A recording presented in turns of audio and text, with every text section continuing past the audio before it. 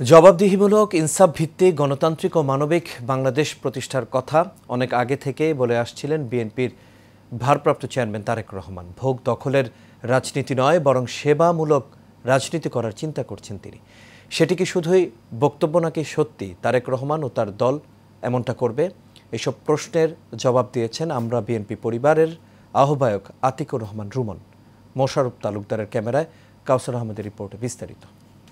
পাশে দাঁড়ানোর জন্য, সমাজের পাশে দাঁড়ানোর জন্য নিরলস পরিশ্রম, একাগ্রতা ও যে কোনো পরিস্থিতিতে নেতাকর্মী সহ অসহায় মানুষের পাশে দাঁড়িয়ে নিজের স্বাতন্ত্র্য পরিচিতি চিনিয়েছেন বিএনপি ভারপ্রাপ্ত চেয়ারম্যান তারেক রহমান। যারা স্বাবলম্বী নয় বা যারা দুস্থ, তাদেরকে সহযোগিতা করা যাতে নিজের পায়ে দাঁড়াতে পারে, তার পাশে এসে দাঁড়ানো। ফ্যাসিবাদী আওয়ামী সরকার বিরোধী দীর্ঘ 15-16 বছরের আন্দোলনে গুম, খুন, হামলা, মামলা, নির্যাতন, নিপীড়নে নেতাকর্মীদের পাশে পরম নির্ভরতার ছায়া হয়েছিলেন তিনি। একই সাথে মানবিক দৃষ্টিকোণ থেকেও পাশে দাঁড়িয়েছেন অনেকের পাশেই। লন্ডন থেকে প্রতিনিয়ত তাদের খোঁজ খবর রাখছেন, সাধ্যমতো আর্থিক সহায়তা সহ অসহায় অনেক পরিবারের দায়িত্ব নিয়েছেন তিনি। 1.5 দশক ধরে ধারাবাহিক এসব কার্যক্রম করছেন বিএনপির ভারপ্রাপ্ত চেয়ারম্যান। আমরা বিএনপির পরিবার থেকে আমার ছোট ছেলে জিসানের ট্রিটমেন্ট বাবদ যাবতীয় খরচ বহন করে তারা আমার খোঁজ খবর নেয়। জুলাই বিএনপির মাসব্যাপী কর্মসূচির প্রথম দিনে সেটি ফুটে এসেছে সাহায্য পাওয়া এসব মানুষের মুখেই। তারেক রহমানের পৃষ্ঠপোষকতা এসব কাজগুলো বেশিরভাগই করছে আমরা বিএনপি পরিবার। সেই গল্পই বলছিলেন সংগঠনের আহ্বায়ক। এই সংগঠনের নামকরণ করেন আমরা বিএনপি পরিবার।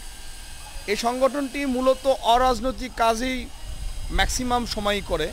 এতটা পরিশ্রম করেছি, আজকে বলতে বাধ্য হয়েছি যে আমাদের যে মেম্বাররা আপনার পিঠে সালার বস্তা 20 কেজি করে বহন করতেও দ্বিধাবোধ করেনি, মাথায় খাবারের কার্টুন বয়ে নিয়ে যেতেও দ্বিধাবোধ করেনি, কোনো লজ্জাবোধ করেনি।